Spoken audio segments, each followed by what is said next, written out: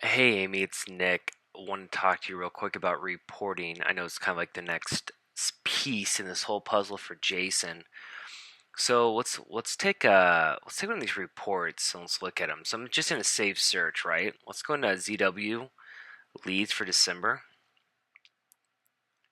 I want to show you how this is all set up so that you're aware. All right. So I'm gonna open up the campaign builder so I can show you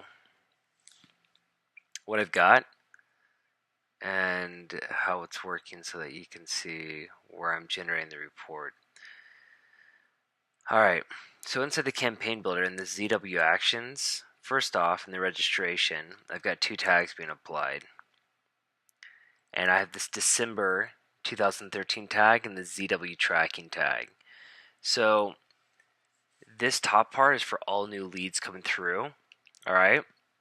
And then when Giliana calls somebody, so let's say that the lead didn't come through this month, but she is in touch with somebody that came in last month, a lead that came in November or even September or a previous lead, if she's working with them, then I'm actually applying the tag again. So right here, 2013. This new lead shouldn't be here, but whatever, it's okay. Actually, we'll kill that. So ZW 2013. So when you go to make changes for January, the end of the at the end of the month, that's the two places I changed the tag, and then of course any purchase for November. I believe that this is our December tag as well. Let's check it. Yep, December 2013. So what I've got is basically any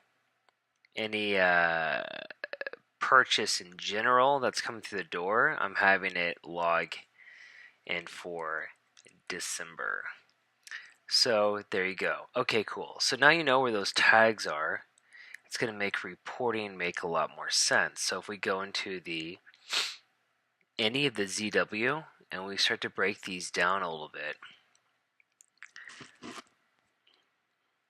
these reports are basically all pulling in this tracking 2013 tag. Notice where it says with all of these tags. You got to be really careful that you have both, because the 2013, this tracking tag exists for ZBB and ZW leads. The differentiator is the tracking ZW versus the tracking ZBB. So it's really important that you have both. Notice that I don't care about the LP or the LP survey because all leads are getting just the normal ZW tracking, and that's all we care about. So for us, it's this, and then of course in the miscellaneous criteria, I have the date of when the date was actually created, because that's what's actually important to me with knowing when this was created, not the tag, because the tag could be applied for a lead that came in November, and I want to know all leads that came in December. Okay, cool.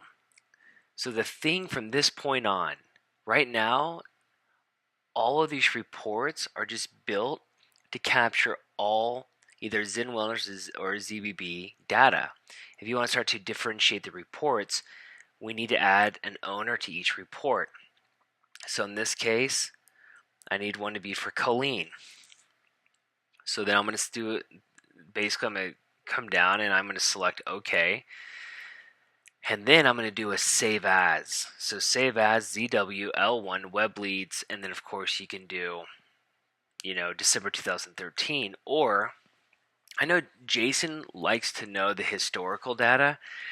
I think it's a conversation you got to have with Jason about what he really wants, because that's going to be a lot of reports. It's going to be basically 3 reports every month, as opposed to just having one that's just current, right? So instead of having December 1st through December 31st, you could actually have month to date. And then that way you don't ever have to recreate the report. It's always just going to be month to date. And that's how all these reports are being calculated right now.